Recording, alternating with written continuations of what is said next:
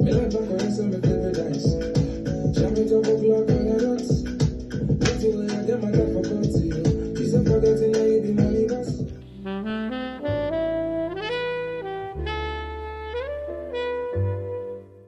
Hi, I'm back. That was my Father's Day dance for you all.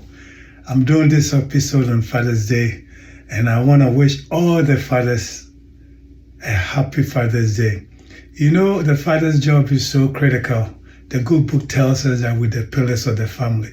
So being a father, I know the responsibilities are tough, but it's very rewarding and it's very nice to be there for the family. We're the pillars of the family. So let's all continue to be the best fathers we can ever be.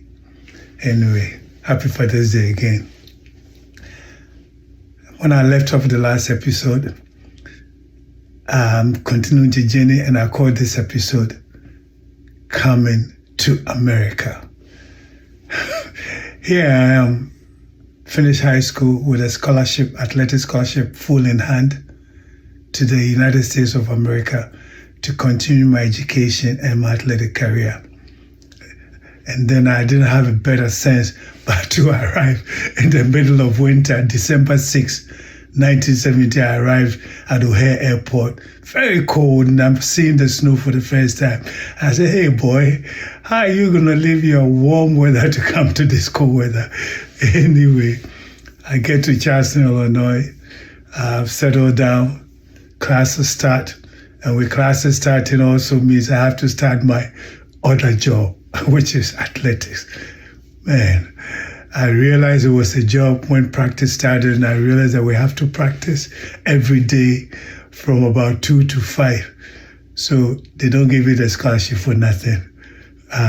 So right from the beginning, I started learning that, hey, this is a job, so do it and do it well, because it's only for your own benefit. And that's the attitude I had. Because of the good training I had in Ghana, most of us went to boarding school, so when you leave coming out, you're young, but you're very mature. Funny enough, almost all my friends and associates, they all ended up in America going to school to better their lives. So I started doing it. And then, with a full scholarship, you still needed money. So what did I do? I took a job as a janitor at the school gym. So come in there, I think it was about 3-4 times a week. I take my bucket with my mop, and I was just mopping the gym. All because at the end of the week, I got some money in my pocket. So I was a man. I could do the things that I wanted to do. That was good.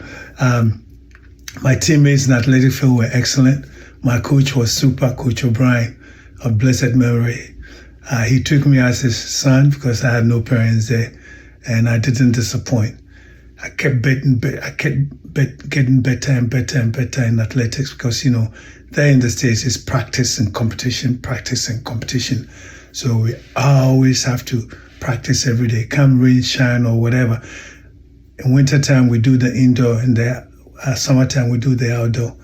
So I became quite good. Remember when I left Ghana, I said I was going to go to the Olympic Games. So I kept keeping the back of my mind. So everything that I was doing had a purpose. And I come to find out that 3 keys to happiness in life early. And I'm going to share with you. There are 3 keys to happiness in this world. Number 1, you have to find something to do. Find something to do. Number 2, find something to love.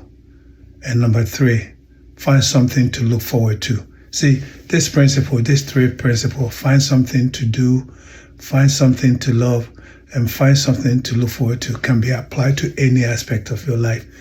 It was good for me because I remember I said the purpose in life is what you need to find out when you're young. I knew my purpose. So with that, something to do is your purpose. Something to love is a passion. I was doing athletics, I was loving it. And I was also in school, I was going to get a degree, I was loving it too. And then the last one, something there, I knew that if I make it to the Olympics, I knew that if my entrepreneurial career come to pass, I knew that in the end, whatever the low material thing that I want, I could get it. So that was finding something to look forward to in the past. So these 3 things, when you apply them, we can apply to any situation. So that's I call my 3 keys to life and happiness. Free advice. Anyway, so at school, I had about 4 years to graduate, but because of the courses I took in high school in Ghana, some credit hours were waived, so I could have graduated in 3 years. But I decided to stay on for my final year, the 4th year. And it was that year that they had an NCAA, the National Collegiate Athletic Association, Division II, which is for the medium school size competition in my college. We won. That was the only time my school I won the national championship. So that was a crowning for me because it was my senior year. I was graduating and we won the national championship. So all the hard work I did in athletics paid off. It was also the same school, 1972, that I made it to the Ghana Olympic team. So that was in Munich. That was my first year. That's my first Olympic Games.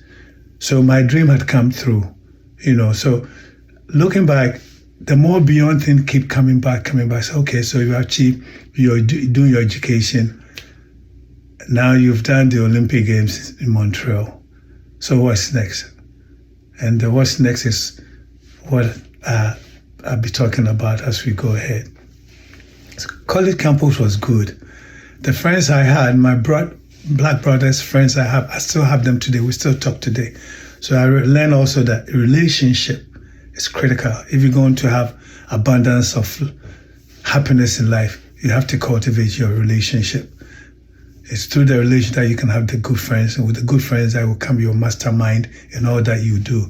Or the mastermind are the people that you can trust, you can share some things, you can bounce some ideas off. That's what I did. I have very, very good friends. I won't mention their name, but they know who they are. So I graduated with a degree in finance, and because my university didn't have the pre-med kind of classes, I opted to do the banking, which was one of my goals earlier anyway. So the funny thing is, the senior year, I had to go for interview. It was the middle of athletic competition. We have the Illinois State University competition, so I had to leave there to go for an interview. And the bank that I went to was called Harris Trust and Savings Bank. I was so naive that when I was going to the interview, I had hair on my face. I didn't have a suit on. I have a shirt jacket and a tie. And I went out there. Even though I had great credentials, I didn't get a job. In retrospect, I realized that I wasn't dressed properly for a banker. I didn't have my suit and my white shirt and my red tie on, so I lost the job. Anyway, you don't stop there. So I've graduated, I've moved to Chicago. I didn't get a job right after college, so I started job hunting. So of course I went and got my suit, my nice blue, it was a nice blue suit with a white shirt and a tie, and I went to Continental Illinois National Bank. It was the biggest bank in Illinois then. It was among the big banks in the U.S. that time. So I went for the interview. Of course, I passed and I got the job. And they put me in operations analysis, my intro to banking, which was good because the job that I was doing was that we used to price the services that the bank offered to their customers. So what I used to do is I used to go from division to division within the bank, observe the process that they take to get a job done, and you use some tools to price it. You time it, price it, and you come back here and you offer your prices to the bank, and then they do what they have to do with it. I stayed at that bank for 2 years, and I wanted to move on. So I went back to the same bank that rejected me the first time. This time, of course, I got the job. I went to that bank because they were renowned for their management training program. It was very renowned. Harris Trust and Savings Bank, it was called. It was renowned. So I enrolled, and within the training, they put you through many, many areas of the banking. I was in the credit part of the banking, so I ended up being international credit, and I also finally they posted me at the domestic credit analysis. It was excellent for me, because that's where I learned businesses. We used to do all the analysis for the commercial officers to decide whether to loan money to the bank. So you see big companies, the Fortune 500 companies will come, they want to borrow $50 million, $100 million, and you have to sit down and do your analysis, your ratio analysis, your industry analysis, understanding their product, their market, understanding their debt service, how they're going to be able to pay their cash flow. You learn all of that. So I was very good with numbers anyway. So it became very second nature, and I took pride in learning that because that was to form the basis of me being an entrepreneur and do my own business. So I'm grateful for that training. All this while too, I was in a graduate school at Kellogg Graduate School of Management, and I was also practicing the evening to go to the Olympic Games. So I learned from college and at the bank that time management, or multitasking, people call it, is time management. How are you able to do all this and then do them well? Well, you could do that if you focus, if you're committed, if you have the passion. Again, 3 keys to happiness: find something to do, find something to love, and find something to look forward to. Those were the key things that guided me all the while. So I was at the bank and I had to take a break. I think I took 3 months leave of absence because the Olympic Games 76 was coming up, and I've been training. I've qualified to run for Ghana again. So I left the bank. Of course, they didn't pay me. I sacrificed everything. I was married then because the lady that I met in college, who was my girlfriend, became my wife. So I had to leave her there. And I think when I was going to the 70s, yeah, she was pregnant. But I left to go camping. We camped at Wichita State University. I was Ghana's best sprinter that year. You know, they brought other athletes there. And then when we had our trials at campus, I was running the first. So I was very excited, and I felt that I was going to do better because I've been to the 72 Olympics in Munich. So I figured since most people do well in subsequent Olympic Games, this was my second Olympics, so I was excited going.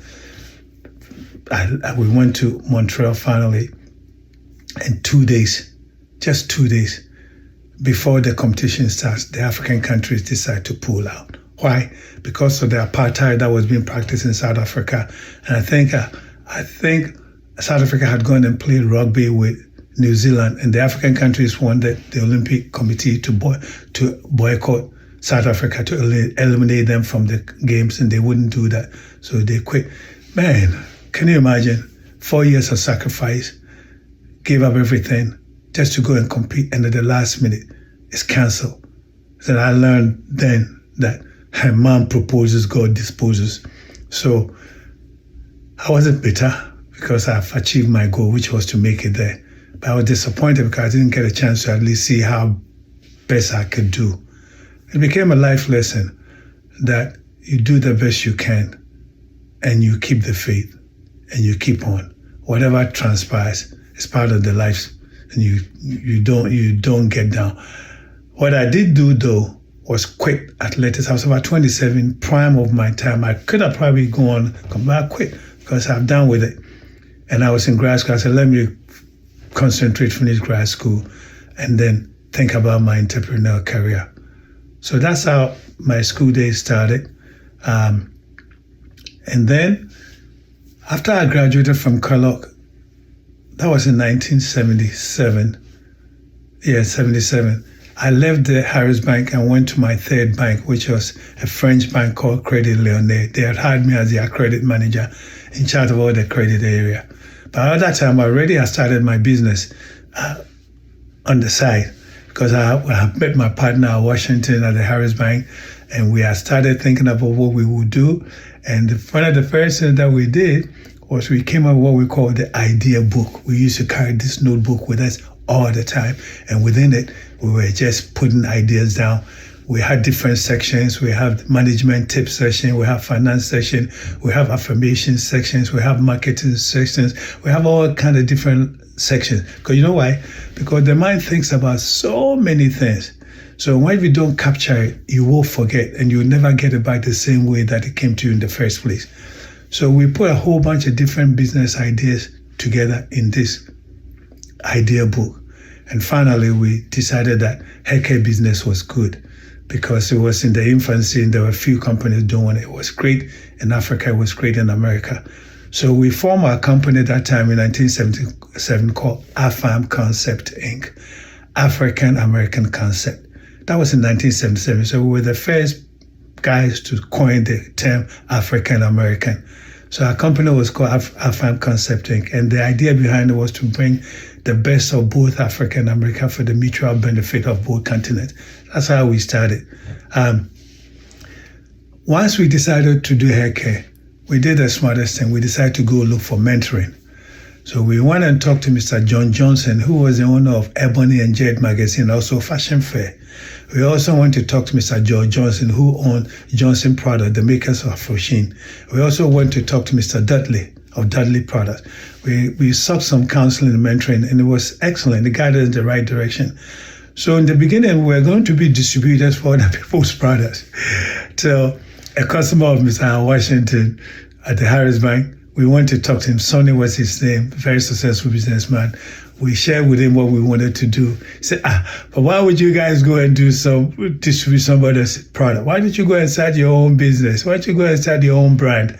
Here's $3,000. Go to this contract manufacturer, tell him what you want to do, and do your own thing. That was the best advice we had. That's how we started building our first brand, Vital and Elente, which is still around. It's become a national name. It's been around 40 plus years. So that's how I started. We didn't know much about the hair care business, but I was very good in chemistry, so we had to learn everything. And because of our business background, we did some innovative things within the industry when we first came in. I will end here, and then I will continue. Peace and stay blessed. Remember the 3 keys to happiness. Bye.